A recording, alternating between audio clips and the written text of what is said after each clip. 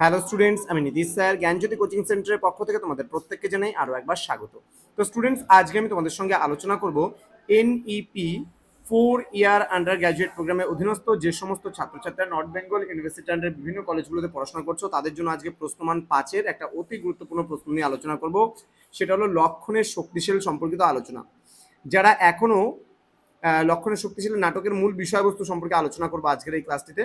যারা এখনো আমাদের চ্যানেলটিকে সাবস্ক্রাইব করোনি তারা অবশ্যই চ্যানেলটিকে সাবস্ক্রাইব করে পাশে থাকা বেল আইকন অল প্রেস করে দাও, যাতে নেক্সট টাইম থেকে কোনো ভিডিও আপলোড করলে তার নোটিফিকেশন তুমি সবার আগে পেতে পারো।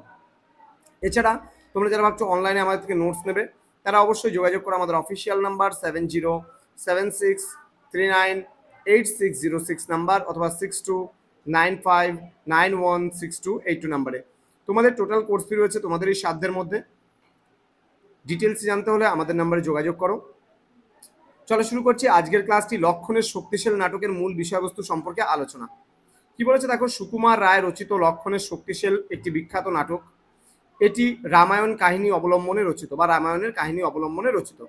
নাটকের মূল কাহিনী রামায়ণ থেকে নেওয়া হয়েছে। রাবণ ও রামের মধ্যে যুদ্ধ, মেঘনাদের শক্তিশালী এবং লক্ষণের জীবন সংকটের পরিস্থিতিতে হনুমানের ভূমিকা এই নাটকের কিন্তু প্রধান বিষয়। সুকুমার রায় তার অন্যান্য লেখার মতো এই নাটকেও কিন্তু প্রচুর হাস্যরস ব্যবহার করেছেন।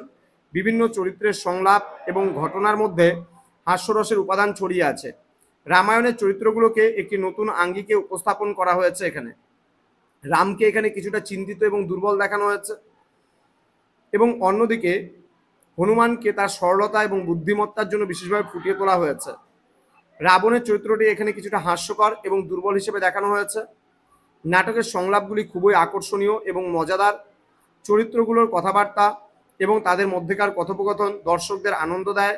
সুকুমার রায় নাটকের ভাষাটিকে খুব সহজ এবং সাবলীল রেখেছেন, ফলে এটি শিশু কিশোরদের কাছেও খুব জনপ্রিয়।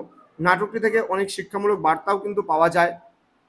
যেমন উদাহরণস্বরূপ আমরা বলতে পারি, বিপদকালে ধৈর্য ধরে সঠিক সিদ্ধান্ত নেওয়া, নিজের ভুল স্বীকার করা এবং সাহসের সাথে পরিস্থিতির মোকাবিলা করা ইত্যাদি।